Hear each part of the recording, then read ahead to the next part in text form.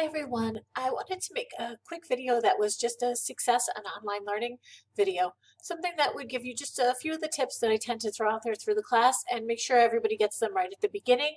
And I know that students seem more likely to watch my videos than actually read some of the posts that I write.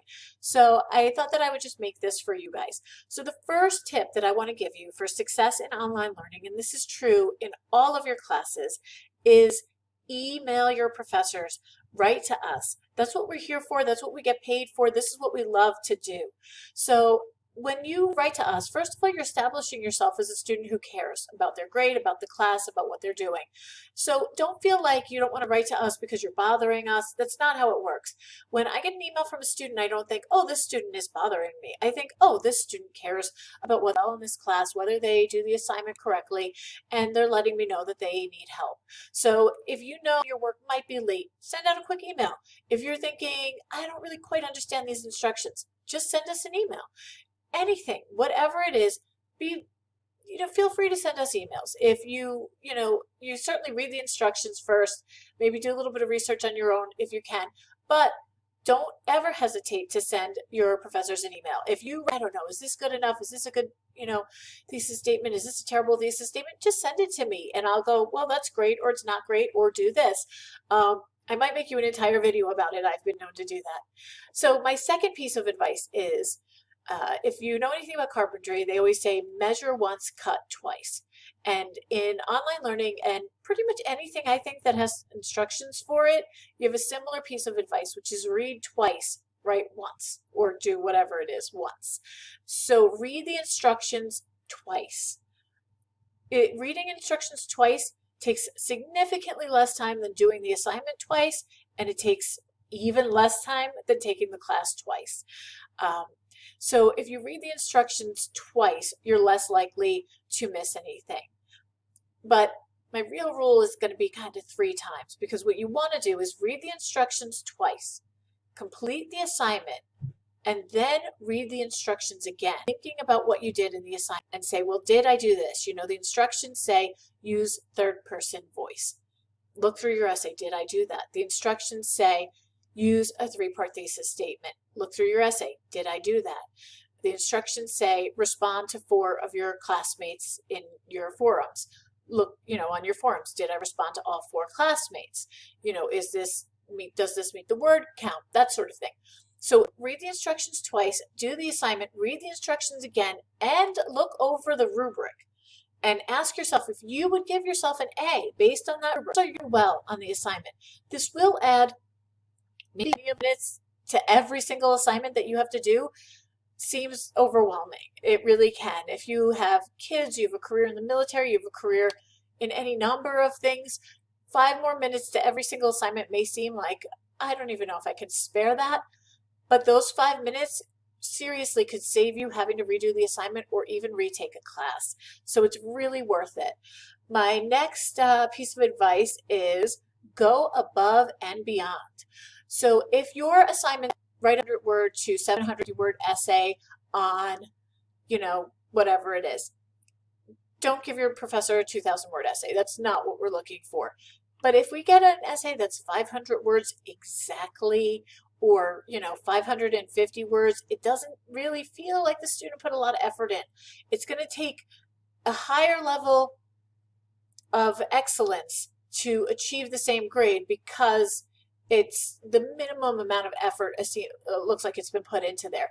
If you're supposed to, for the forum, respond with 250 words to your initial post and then 100 words plus to your classmates, and I see a 253-word post and 102-word post and 101-word post, that's not an assignment that's likely to get an A. It's possible the content in it will be phenomenal, but it's really showing to me somebody who is putting in a C-level effort. They are giving me the absolute bare minimum of what they were asked to do.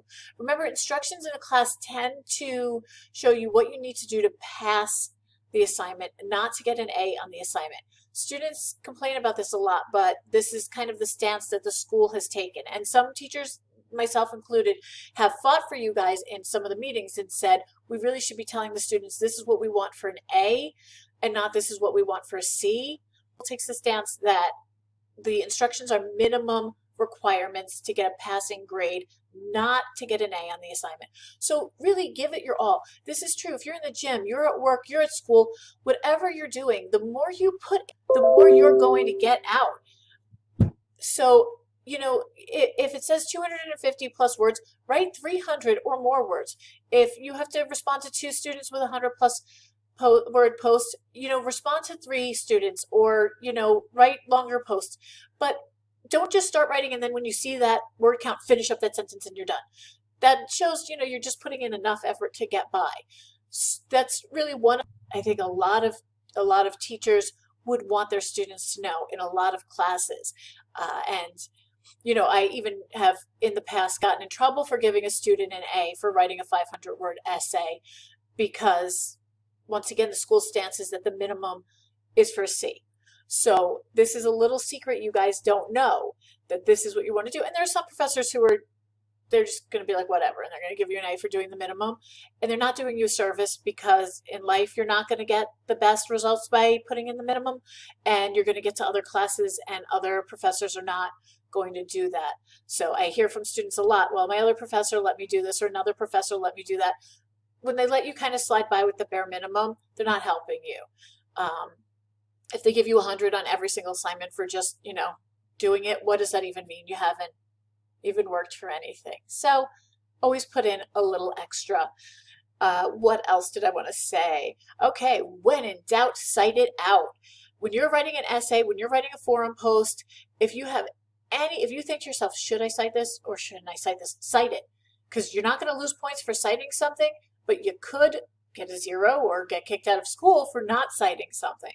So if you have any doubts about whether or not you should cite something, cite it. You think maybe it's common knowledge? Well, maybe it's not. Cite it, and if you cited common knowledge, no big deal. So always just err on the side of caution and cite. Cite with integrity. This is something I say to my students a lot. They're like, I'm not sure. I have to go back and forth between MLA and APA, and maybe I'm citing this right and maybe I'm not. And so I didn't put the citation in because I wasn't sure if I was doing it right. No. If you attempt to cite something, even if you do it completely wrong, you're going to get a decent grade. You're going to lose some points. You might lose a lot of points depending on the teacher, but you're not going to fail the class. You're not going to get reported to the school if you attempt to cite. If you give me an in-text citation, you give me a works cited or a reference, then, and you put all quotes in quotation marks, all quotes always in quotation marks, then even if your citation is wrong, you're just going to lose points for formatting and not for plagiarism. And really, plagiarism is the scariest word in college, right? You want to avoid that at all costs. And put your name on all your papers. This might seem super obvious to many of you, and you would be amazed how many college level essays I get that don't have a name on them. A lot of times I'll just download all of the essays, I'll put them in a folder, and I'll start grading them, and I'm like, I have no idea who wrote this. So you don't really want me to give feedback that says, you know, at the college level, you're expected to do this. You should know. At the college level, you're expected not to plagiarize. At the college level, you're expected to put your name on your papers.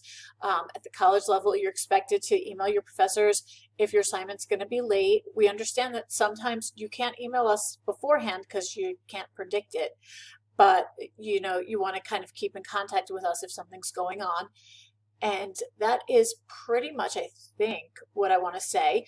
And for those of you in my classes, check out my YouTube channel. I have a lot of videos on there. If you want, you can subscribe. I have like 40 subscribers. I'm not making any money on this, but if you subscribe, you're going to see if I post new videos. Plus, you'll see it on there. So later on, you might be in a literature class or something like that, and you'll go, well, how am I supposed to go about this essay? And go, oh, look, Professor Bayens, that's how you say it, Bayens, has a video on, you know, writing a literature essay, or she has a video on creating an annotated bibliography, or she has a video on something that, you know, you might not have done in this class.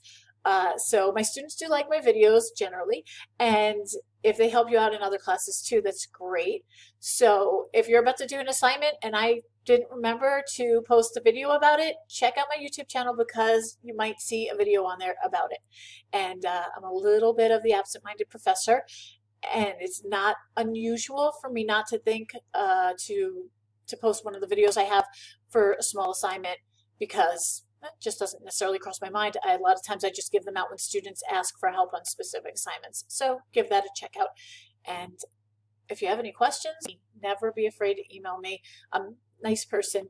You can always email me and I'm happy to talk to you. And if you want me to make a video to help you with something, if you're not understanding something in the class and you say, could you actually show me how to do that? Like take my paper, show me what I did wrong. I'm also happy to do that. So just let me know.